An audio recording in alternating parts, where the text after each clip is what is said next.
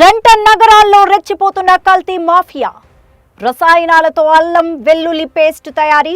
రంగంలోకి దిగిన task force అధికారులు ఫ్యాక్టరీని సీజ్ చేశారు. 8 మందిని అరెస్టు చేశారు. జంట నగరాల్లో కల్తీ మాఫియా రెచ్చిపోతోంది. ఆహార పదార్థాల్ని టార్గెట్ చేస్తూ తక్కువ ధరలకు విక్రయిస్తూ కస్టమర్లను ఆకర్షిస్తోంది.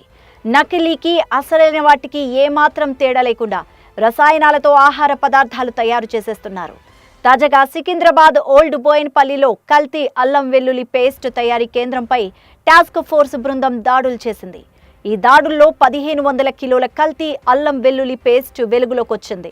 కల్తీ అల్లం పేస్టును చూసి షాక్ అయిన అధికారులు వాటిని స్వాధీనం చేసుకొని 8 మందిని అరెస్టు చేశారు. ఈ ఘటన ఆదివారం వెలుగులోకి వచ్చింది. Task force DCP YVS Sudhindra ప్రత్యేక బృందంతో వెళ్లి ఆకస్మిక దాడులు చేశారు. ఇక ఈ కల్తీ దందాకు తెరలేపిన వారి విషయానికి వస్తే రాజరాజేశ్వరి నగర్లో మహమ్మద్ షకీల్ అహ్మద్ అనే వ్యక్తి సోనీ జింజర్ గార్లిక్ పేస్ట్ పేరిట వ్యాపారం నిర్వహిస్తున్నాడు.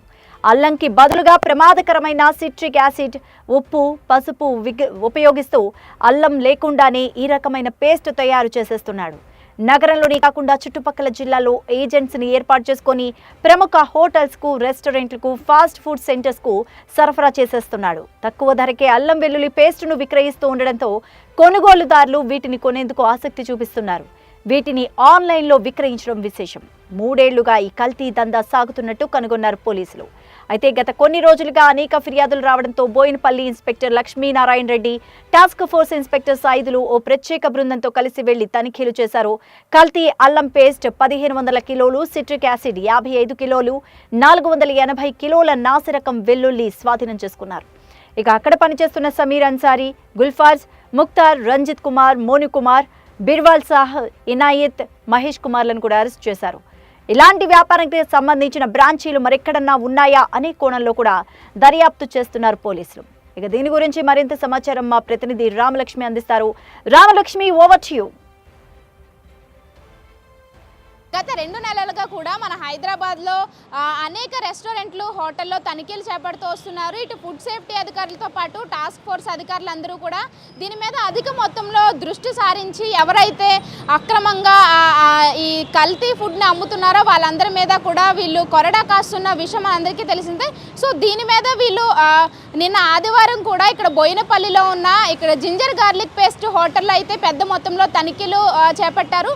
అయితే నిన్న ఆదివారం ఈ టాస్క్ ఫోర్స్ అధికారుల్లో డీసీపీ మాట్లాడుతూ ఈ విషయాన్ని అయితే వెల్లడించడం జరిగింది.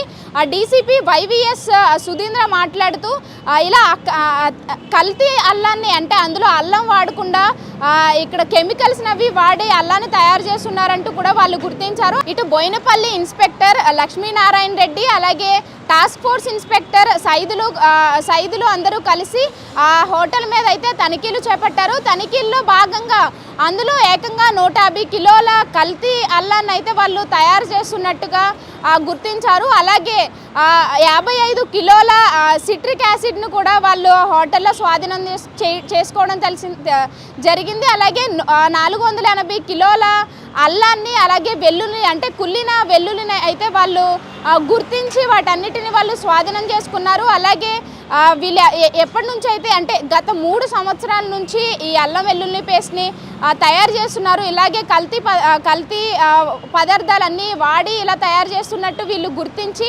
వాటన్నిటినీ కూడా శాంపిల్స్ తీసుకొని ల్యాబ్కి పంపించడం జరిగింది. అలాగే ప్రస్తుతం ఈ హోటల్లో 8 మందిని అయితే పోలీసులు అరెస్ట్ చేయడం జరిగింది.